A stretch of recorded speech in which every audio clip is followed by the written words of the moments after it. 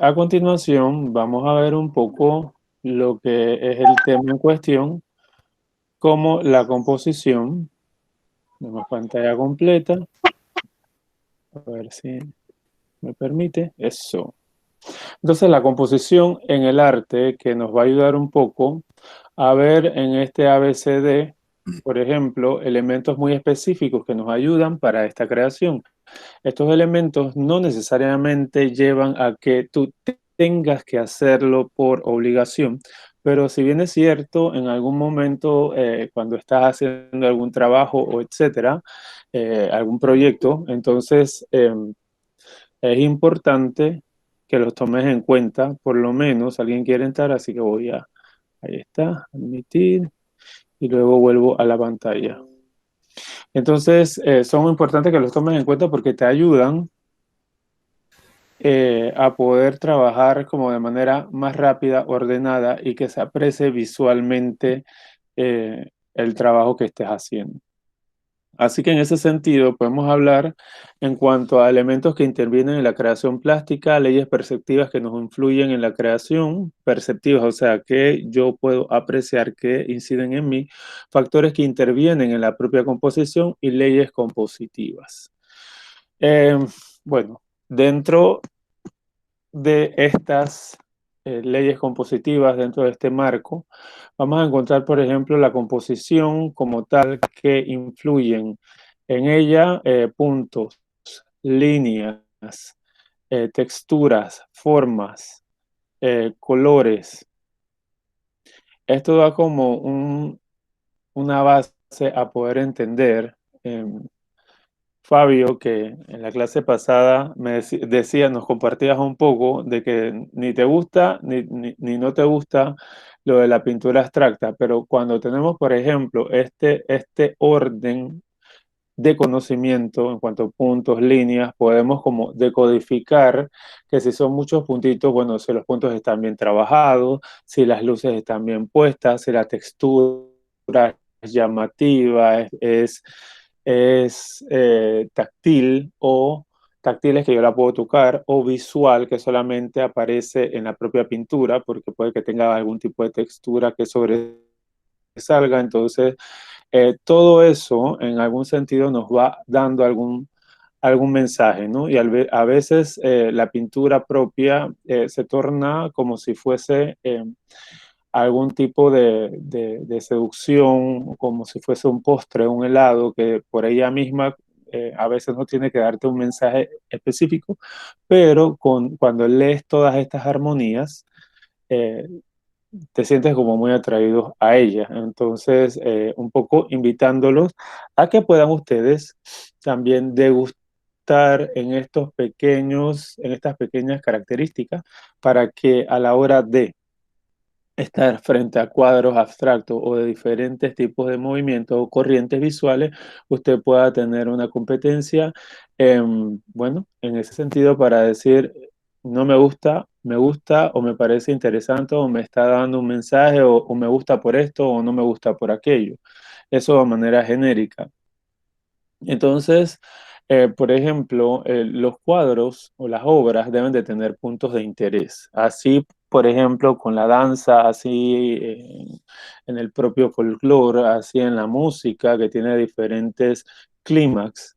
Esos clímax los podemos trasladar a los puntos de interés, que es una mayor zona, ¿sí? De atención visual. No necesariamente es una zona, no necesariamente la canción, la danza, el performance, en este caso la pintura, va a tener un solo punto de vista de interés o centro visual.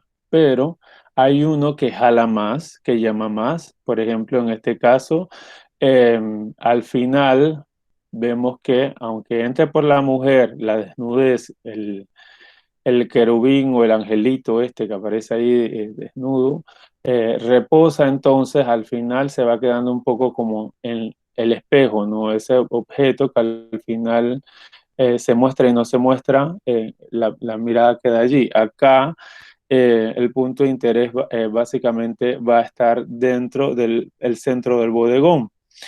Y una de las cosas que para mí es inolvidable es este sol de Gauguin, que es naranja y que tú puedes recorrer toda la pintura, para al final te quedas como eh, allí un poco en esa contemplación.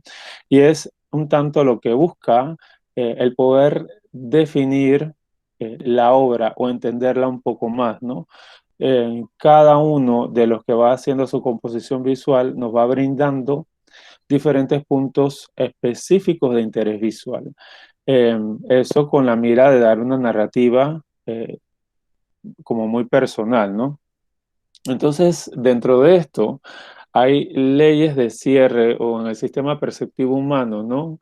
En cuanto a las leyes de Gestalt, habla un poco de que lo que hace falta, el cerebro, eh, que es perezoso, le pone esa otra parte. O sea, ni siquiera tienes que pensarlo. El cerebro directamente, por ejemplo, aquí en el cubo, según estas leyes de aproximación de Gestalt, donde lo pones muy cerquita, la mente se imagina que hay una línea, pero realmente, oye, ¿están viendo lo que yo estoy viendo?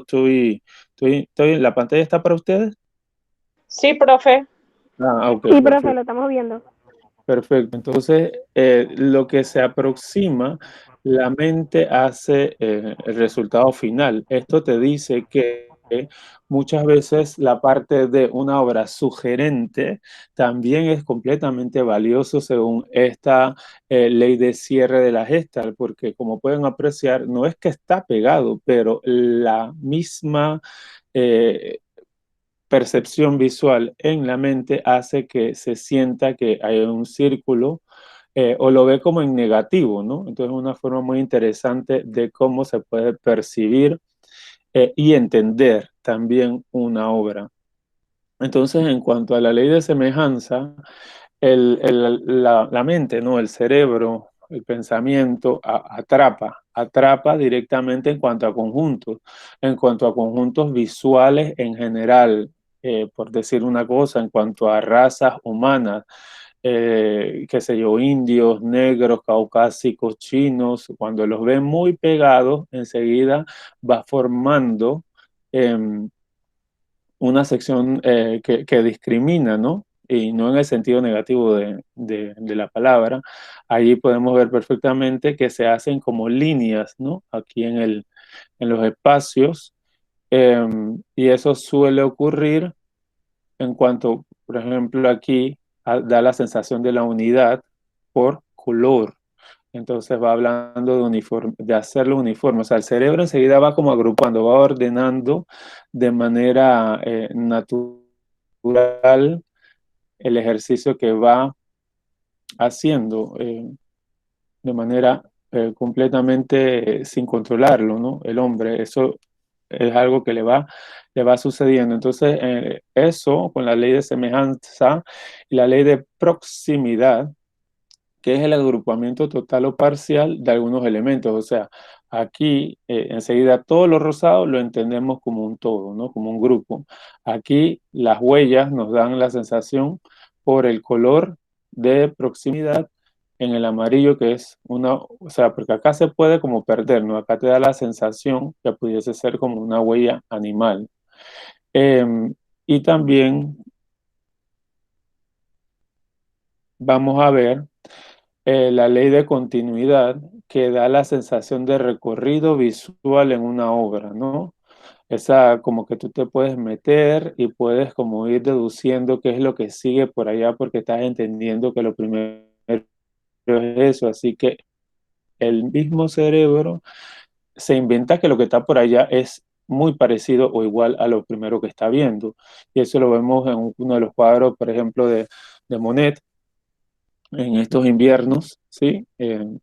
Donde hay como filas, ¿no? Entonces, aunque las últimas personas no entendamos si son o no, el cerebro enseguida lo relaciona con ello. Y bueno, la ley de la simetría, que es una cosa como muy automática, así como al gusto, a la vista. Eso lo desarrollaron mucho en la Liga Árabe, los moriscos, y por eso existen hoy por hoy los mosaicos, por eso existen, y bueno, los mosaicos que no solamente llegaron por esa parte de Andalucía, sino que también como los griegos fueron desde el dominio otomano más de 300 años, eh, hoy por hoy usted va a un supermercado, yo no sé si existe todavía, pero eh, había muchos restaurantes griegos que también tenían esta parte de mosaicos y que representaban de alguna manera cómo estéticamente en la simetría se representaba este arte tan gustado hasta nuestros días, porque lo que son las baldosas y todo lo demás proviene de esto mismo, y lo que es el mosaiquillo, ¿no? En cuanto hablamos de ley de figura a fondo, es tan importante cada una de ellas, por lo menos en la plástica y por lo menos en la fotografía. Destacar la figura del fondo. Hay trabajos que se hacen específicamente para mimetizar o confundir al espectador y eso es un trabajo intencionado. Pero en principio, a los estudiantes que ustedes van a atender, que es 7, 8 y 9 de grado, es importante las definiciones para que ellos puedan discriminar perfectamente qué es la figura, como aquí aparece está el puntero, aquí, un orador, y allá abajo está el fondo que se pierde, figura, la imagen y el fondo. Deben comulgar, deben comulgar. La figura del fondo siempre da reflejos a la figura central, siempre. Por eso, a la hora de trabajar pieles en la pintura, la piel tiene que tener un reflejo de lo que tiene a su alrededor, algún destello de luz de ese tono. Esto hace que cada piel obviamente sea completamente diferente y única, porque va a depender del momento, del tiempo, la luz, la edad de la persona, entre muchísimas otras variantes. Eh, Cuando hablamos de la mimética, son lo que de alguna manera también puede entenderse como trampantojo. ¿Y qué es esto de trampantojo, profesor? Bueno, de aquí en la primera imagen alguien ve los caballos. A ver, ¿cuántos caballos ven en la primera imagen y qué es lo que ven en la segunda? Me gustaría escucharles también. ¿Dos caballos? Yo veo dos. Ajá, ¿quién dice otra cosa? Yo veo cuatro. Cuatro. Bueno, pero yo tengo dificultad visual. ¿Sí? Veo cuatro caballos, profe. Sí, sí, ahora que lo amplié veo cuatro. Es que no veía los dos del centro. No, Entonces, sí, es- los dos del centro veía. Cuidado, que hay otro por ahí. esa, Esa mimética sirve muchísimo para que todo no se cuente enseguida. Sí, estos son ya trabajos mucho más elaborados que ayudan a desarrollar estos campos visuales y a iniciar un poco la curiosidad y la investigación en nuestro trabajo. De lo que te parece al final no es, o te puede estar contando muchas más cosas de lo que se presenta al principio. Bueno, entonces, siguiendo, factores que intervienen en la composición, por ejemplo, en los sistemas compositivos o de líneas de fuerza, formato que es donde se esté plasmando esa obra. Hay diferentes formatos. Los típicos es el bendito lienzo, pero usted puede utilizar cualquier tipo, o sea, sobre muchísimos lugares, muchísimas plataformas se puede trabajar pintura, se puede hacer collage. No necesariamente tienen que tener eso en la cabeza del bendito papel o el bendito lienzo. El formato es universal. Usted decide haciendo un estudio sociogeográfico qué es lo más recomendable para trabajar con el público, el target, los estudiantes que tiene. Los pesos visuales, que cuando hablamos de peso visual, eh, las obras tienen que tener para su izquierda y para su derecha, por lo menos, si no tienen los mismos elementos, el color visual que tiene en su contraposición debe ser más debe ser fuerte, ¿sí? Fuerte para que se sienta así como que si hay una balanza, ¿no? Movimiento y velocidad, cuando hablamos de ello, es que las obras estáticas son como aburridas. Y eso me lo decía el profesor José Luis Herrera cuando hacíamos dibujos de rostros, que yo lo hacía muy estático y él me decía, pero caramba, no sopla ni una brisa, ni la persona está mirando para un lado, y eso me ayudó, esa crítica, a buscar ese movimiento y a también trabajar la velocidad para que los cuadros tengan más dinamismo y sean mucho más atractivos. El ritmo es lo que se repite en una obra, ¿sí? Se puede repetir, como pudieron ver en el cuadro anterior de Monet, las personas en fila, eso es un ritmo. Eh, y la simetría, que tenga más o menos los mismos tamaños, las mismas distancias. Las proporciones son los tamaños. Aquí, por ejemplo, en los esquemas compositivos de fuerza, que bueno, al principio le hice los enunciados, ahora lo vamos a ir viendo un poquito a detalle, pero sí, tampoco deteniéndonos mucho, porque sé que el tiempo tampoco da. Por ejemplo, en las líneas compositivas o líneas de fuerza, hay diferentes tipos de esquemas. Hay esquemas de L, hay esquemas piramidal que son muy atractivos, hay esquemas redondos, danzantes. Aquí tenemos este de Caravaggio, es piramidal. Bueno, tiene una forma de X, pero para mí se sobrepone como si fuese un triángulo, ¿no? Entonces, ¿por qué se definen estos estudios de esta manera? Porque así se pueden entender mejor, se pueden degustar más rápido y se saborean, ¿sí? Visualmente mucho mejor. En cuanto al formato, aquí vemos horizontales o tipo rectangular, el redondo, que generalmente son utilizados en capillas o en las cúpulas, en los plafones, el vertical o alargado, que es muy, pero muy utilizado en el barroco, y el barroco es muy, muy religioso. Entonces son ejemplos, ¿no?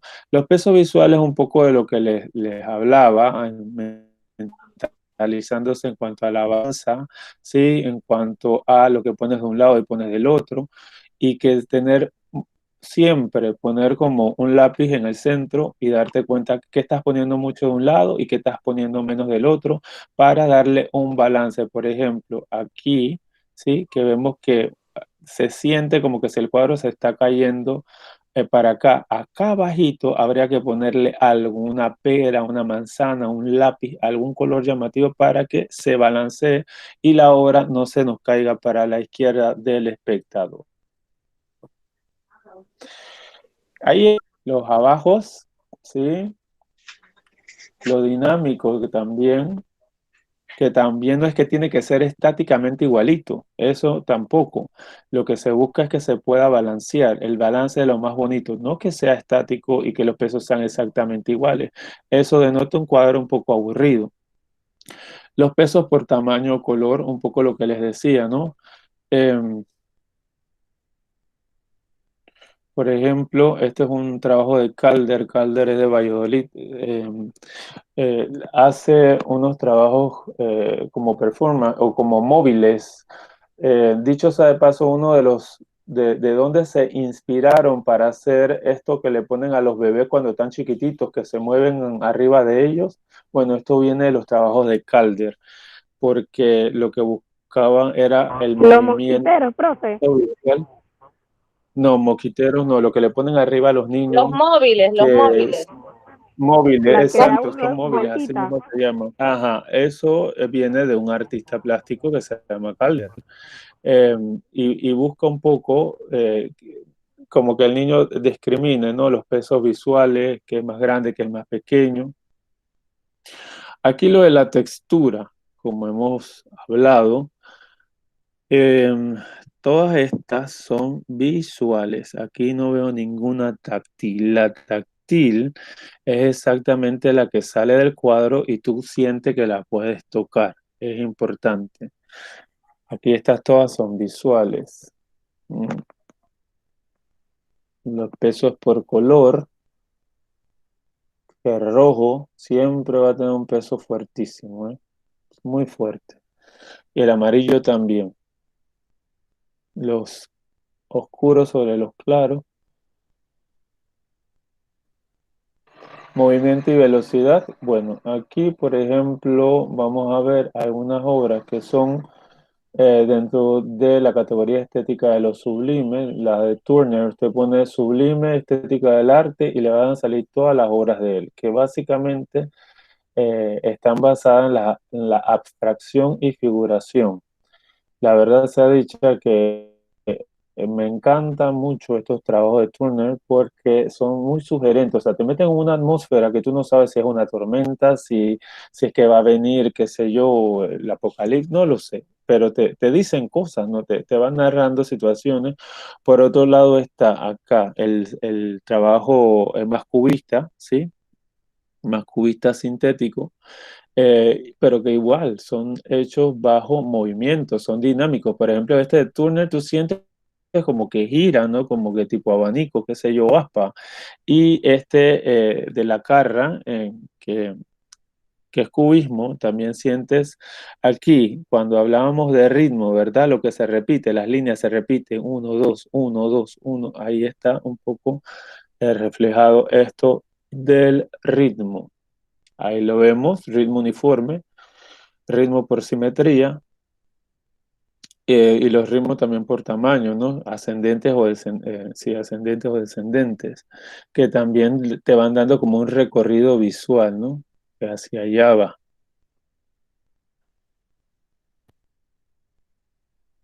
Sí, también son ritmos alternos, ritmos por color, que también se pueden jugar con diferentes tipos de tonos que se van degradando y eso te va dando una sensación, una perspectiva por color eh, desde ese ritmo, que también hace que la obra sea mucho más dinámica. Los ritmos por simetrías, por ejemplo, lo de la mariposa y lo que hablábamos un poco de la baldosa o del mosaiquillo árabe, ¿no? Morisco. Aquí lo vemos como lo repiten y bueno, como a ellos les encantaba o les ha encantado siempre, desde sus conquistas en la India, eh, trabajar la matemática, todo esto es matemática pura y dura, que para mí, soy muy honesto, es bien agobiante, porque a la hora de hacer estos trabajos es medir línea, medir que te quede igualito, entonces es como que tienes que estar muy pendiente de ello. La radial y la concéntrica, bueno, esto es parte de un trabajo que se llama Op Art, OP, Op Art. Entonces, en el Op Art lo que se juega es la ilusión que a mucha gente le marea, y más a los que tienen problemas de estrabismo, esto le marea horrible. Pero también es una forma de poder entrar en pantojo, o sea, en hacerte ver algo que no está sucediendo. O sea, aquí plenamente vemos un movimiento, tiene esa sensación, esa ilusión de movimiento, pero realmente sabemos que es una pintura. Bueno, más de simetría. Eh, Aquí, por ejemplo, simetría axial, los elementos son iguales o semejantes, se distribuyen a ambos lados de un eje imaginario, que era un poco lo que yo les decía de poner un lápiz, que tampoco me detengo mucho en ella porque no es como tan gracioso que de un lado es lo mismo y del otro es como un poco aburrido, ¿no? La radial son los complementos, son los diferentes que te van proporcionando, qué sé yo, otra historia, que no sea tan igualito todo. Bueno, aquí un poco, yo creo que Ligia fue la que comentó un tanto eso la clase pasada, donde se hablaba de la divina proporción o la proporción áurea, que después de haber sido un poco estudiada en la naturaleza, se dieron cuenta que la proporción áurea básicamente se encuentra en toda la creación.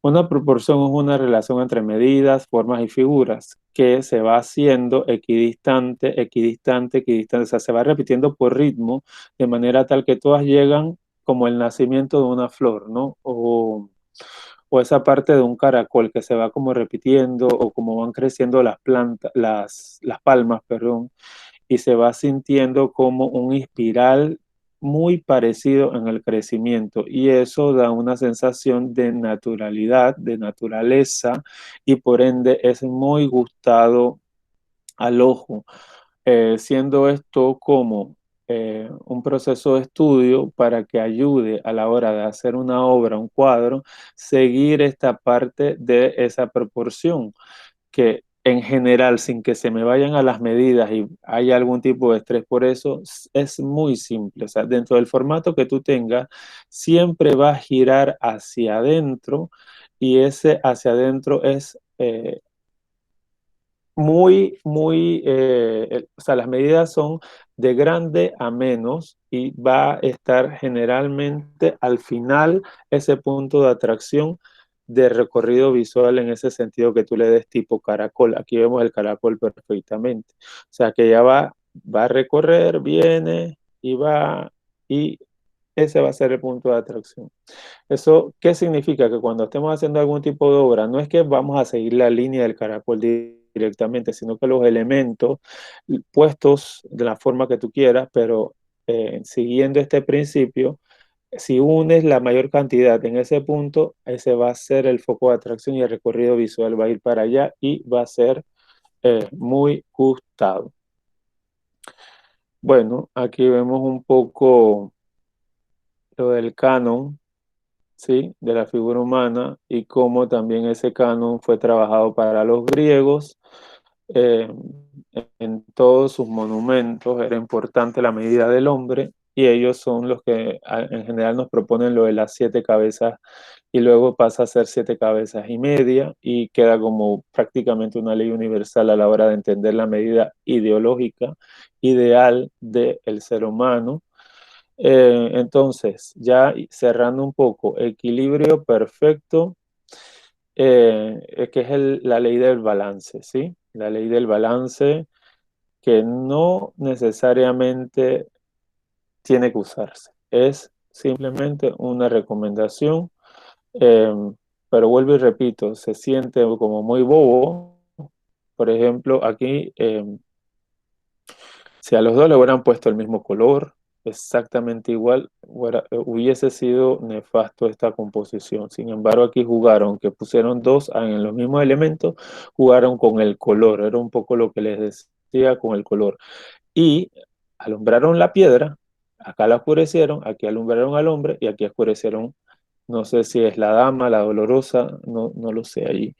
Y en cuanto acá, si lo partimos a la mitad, eh, se repite un poco la dinámica en la tela, ¿verdad? Y hay una cantidad de elementos que se reparten para que esa ley compositiva del equilibrio se sienta perfecto. No es que sea perfecto, que se sienta perfecto.